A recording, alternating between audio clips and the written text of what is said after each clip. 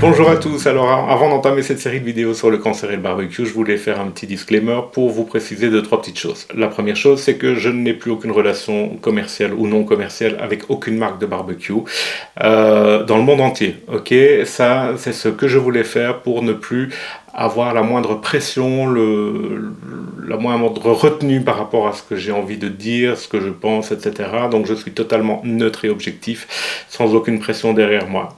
Deuxième chose, c'est que je ne suis pas médecin, je ne suis pas oncologue, je ne suis pas nutritionniste du tout. J'ai une formation scientifique, mais mon avis ne remplacera jamais un avis médical. Je veux que ça soit très très clair, je ne me prends pas pour ce que je ne suis pas. D'accord? Donc, voilà, si je vous rapporte des termes ou des faits scientifiques, je vous donnerai à chaque fois le lien vers l'étude que vous pourrez lire de votre côté, parfois en anglais, parfois en français, enfin souvent en français, mais bien souvent aussi en anglais en fait, au bout du compte. Bon, donc voilà, je veux que ça soit très très clair par rapport à ça. La troisième chose, c'est par rapport aux termes, à la sémantique du mot cancérogène et du mot cancérigène. Ok, alors il y a une différence entre les deux. Il peut m'arriver de pendant une vidéo d'enregistrer, de dire cancérigène alors que c'est cancérogène, ou l'inverse, ou de l'écrire dans un article par distraction, peu importe, au bout du compte, ça veut dire la même chose, c'est une grosse merde, clairement. Mais je voulais vous dire que je connais la différence entre les deux. Si quelqu'un avait l'idée de me reprendre là-dessus, cancérogène, ça veut dire simplement que ça peut induire un cancer qui n'est pas encore existant. Cancérigène, le cancer est déjà là et ça peut l'aider à se développer. Ok, donc voilà, la différence entre les deux, croyez-moi, je la connais. Mais il peut m'arriver de faire des erreurs en parlant simplement. Et il ne faut pas m'en tenir rigueur ou me reprendre. Ça, c'était la troisième chose. La quatrième chose, c'est par rapport aux réseaux sociaux. Vous allez peut-être voir à un moment ou un autre qu'on va dire le chef Rohan, il a trouvé le moyen de faire de l'argent avec son cancer, il veut faire peur à tout le monde, etc.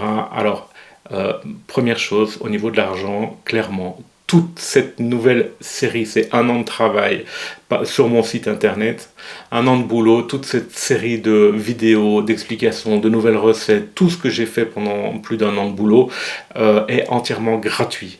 Je ne demanderai jamais un franc pour quoi que ce soit qui est en rapport avec le cancer. Ok, alors vous avez accès à des centaines de recettes sur le site gratuitement, vous avez accès à tout le dossier cancer, tout le dossier barbecue, etc.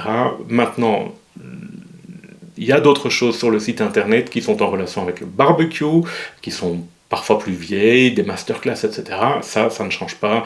Il y a un accès payant qui est beaucoup moins cher qu'avant, mais il y a un accès payant. Ok, donc voilà, il fallait que ça soit très très clair. Et justement, par rapport à cette réflexion où il essaye de faire peur, j'essaie absolument pas de faire peur. D'ailleurs, je vous dis, pas de panique, c'est le premier mot que je dis sur le site internet quand vous l'ouvrez. Pas de panique. C'est pas parce que moi j'ai eu un cancer que vous allez en ramasser un.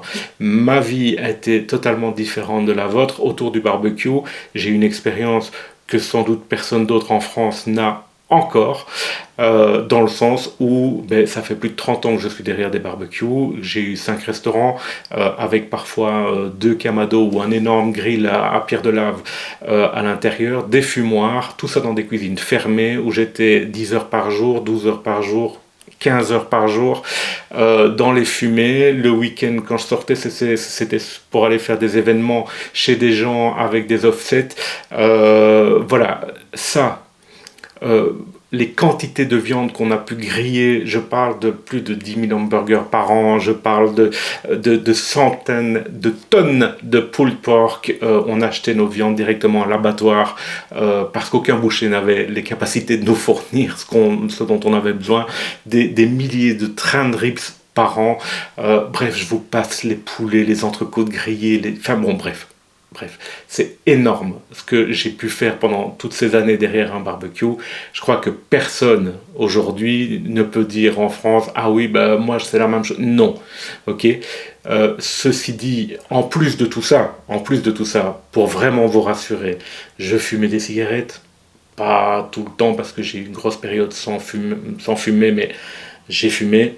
Bon, ma chance c'est que j'ai jamais bu, mais j'ai eu une vie ultra stressante pendant des années. J'ai eu des chocs émotionnels terribles dans ma vie. Donc, il y a plein de choses qui font que... Et j'ai en plus un bagage héréditaire monstrueux.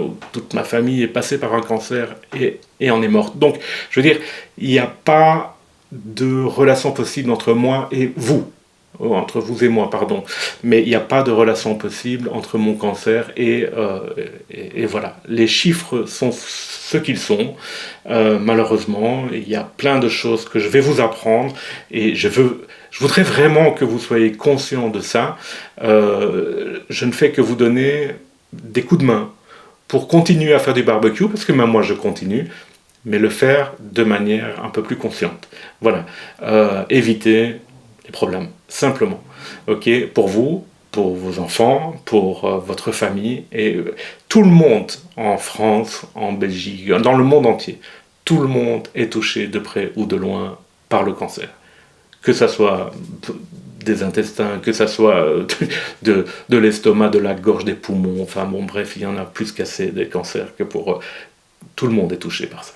Ok, voilà, c'est juste ça, je m'arrête là et maintenant je vous apprends d'abord c'est quoi un cancer, parce que ça, même après m'être fait opérer de mon cancer, je ne savais toujours pas ce que c'était, il m'a fallu un petit temps pour l'apprendre et je vais vous transmettre ça de manière très imagée.